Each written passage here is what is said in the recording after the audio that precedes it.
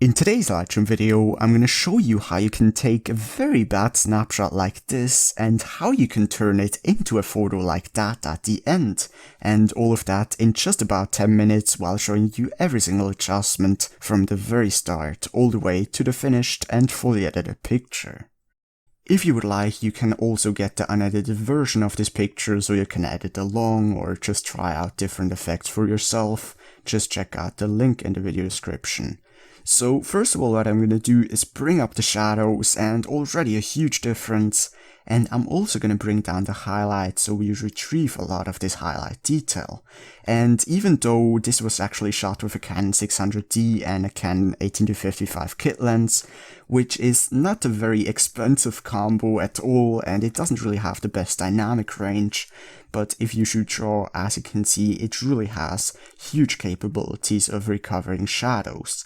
Then what I'm gonna do is bring up the blacks so we have even more black and shadow detail, and at the same time just add a little bit of contrast to get the whole picture a bit of a pop. Then the whites, now as you can see, the highlights up here are completely clipped, so there's absolutely no recovery, so that is also why you shouldn't shoot that way. I'm really just showing you what is possible. But I'm gonna raise the whites a little bit regardlessly, just to get a bit more overall dynamic.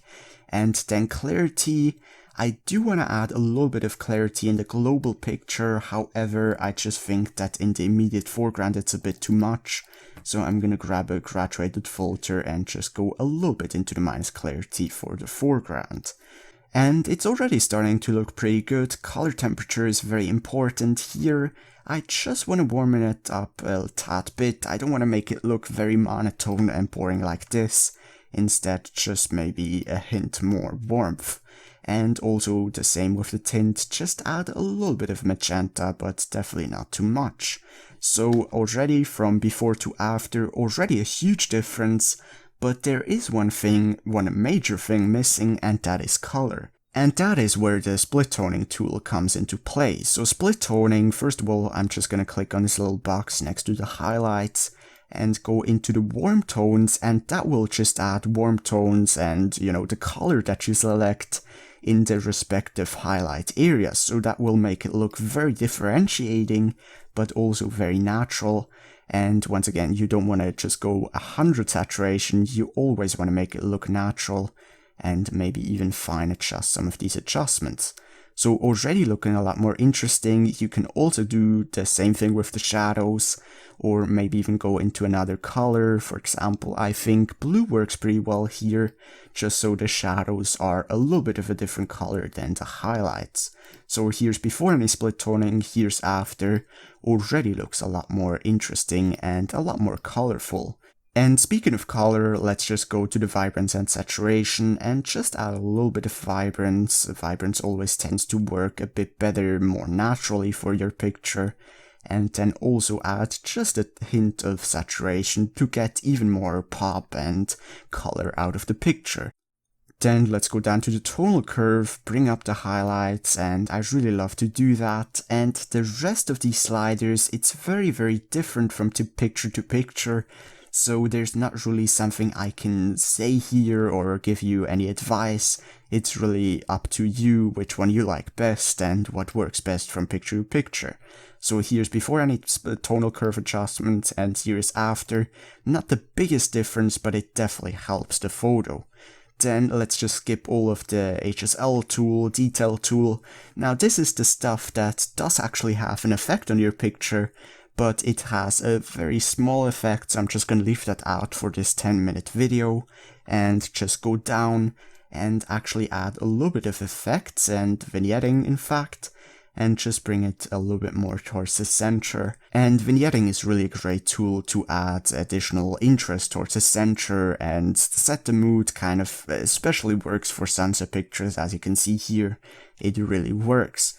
Then the last global adjustment is the camera calibration, and here you just want to go through all of these profiles and see what works best. Now I really like camera landscape, even though it might be a little bit oversaturated, but let's just go through all of the other ones as well. So at the end I think it's either camera landscape or camera portrait, and I do like camera landscape a little bit better, but at the same time it definitely oversaturates the picture, so I'm gonna go back up to saturation and just bring that down a little bit. So you can always go up and, adjust the slider that you've adjusted previously if it makes it work better with another adjustment. So anyways, I really like this look, and I think I'm done in terms of the global adjustments. Let's just quickly see from before any adjustments and after.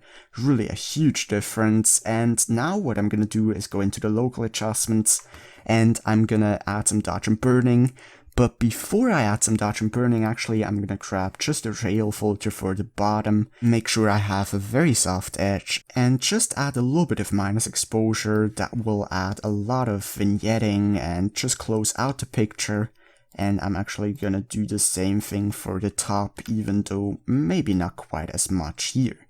So actually, I like that a lot. Maybe I wanna just grab an adjustment brush for some more custom vignetting, and just go into the minus exposure, make sure your feather is to 100, and just some more minus exposure here on the right, so that the right side is generally a little bit darker, and that once again gives some nice differentiation. Then I'm gonna real quick grab a rail filter here, and I'm just gonna go here into the color, and the goal is to exaggerate some of these warm tones. And the great thing about these rail filters is you can just right click and duplicate and drag them over another area. For example, here I'm gonna make it a little bit bigger, and here going from the very warm color just a little bit into the light blue. And that way you can really complexify the color like crazy. Once again, you always want to make sure that you still make it look natural and don't overdo it. Maybe I just want to duplicate it once again and add kind of a smaller one over just this area. And maybe let's just see what works. Maybe a little bit of purple actually. And you can really complexify your color scheme like crazy, but I'm not going to spend too much time on it, because I do want to keep this video within at least roughly the 10-minute mark. So I'm just going to add another one over the left here, and just maybe add a little bit of a different color, perhaps a little bit of a yellow or orange. And it's all about differentiation and making colors seem more interesting. And actually I'm even going to add a very last one over the top left, and let's just see, I want a little bit of a different blue tone, so you know what, I'm actually gonna mix this with a little bit of purple, and as you can see, it really works, and if I adjust the saturation, it also looks very natural. So if I show you before these rail filters and after, maybe I even could add a little bit of saturation here for this in particular. So once again, before and after. So it really adds quite a lot of differentiation. There are certainly other pictures where you can do that even more, but I think you get the point. So now, as a very last thing, I'm gonna add some dodge and burning. And dodge and burning is making individual parts darker or brighter. And I'm just gonna use plus exposure for now. Also gonna mix that with a little bit of whites, and also bring some warm color in there as well. And then I'm just gonna add some rail filters over the area and just complexify the whole lighting scheme and make everything a little bit more interesting.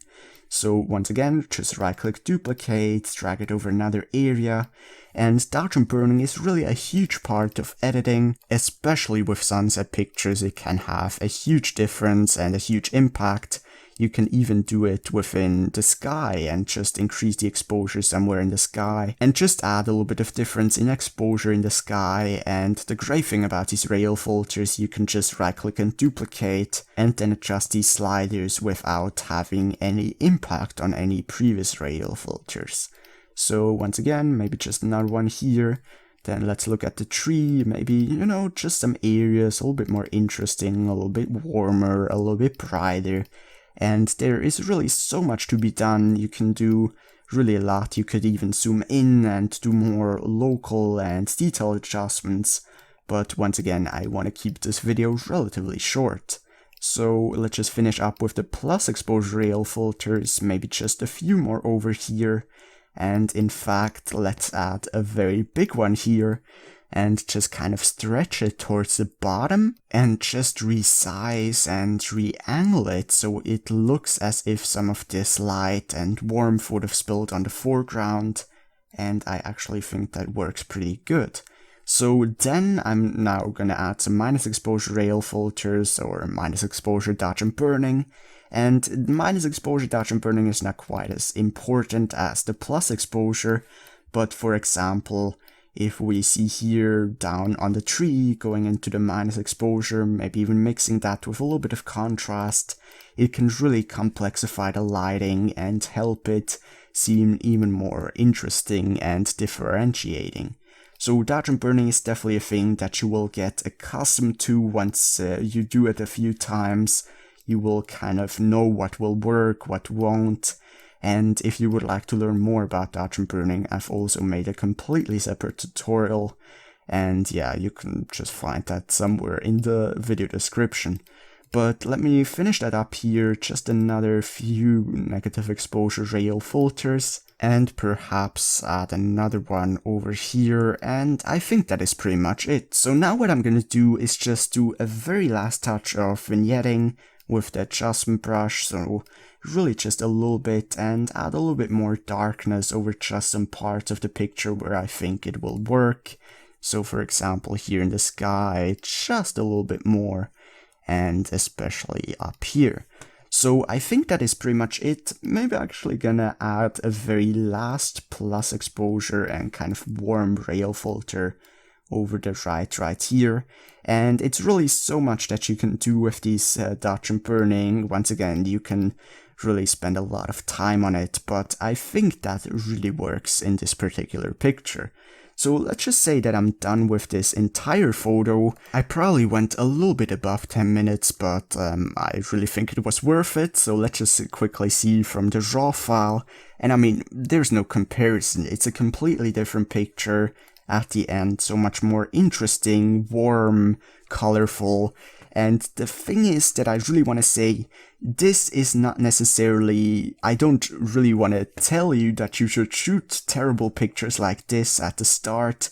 Of course, if you're gonna have a good raw file, you're always gonna end up with a much better picture at the end. This is just to show you what is possible with a raw file of even a very inexpensive camera, what is possible to do with Lightroom, and also to show you some of my techniques that I use when editing sunset pictures.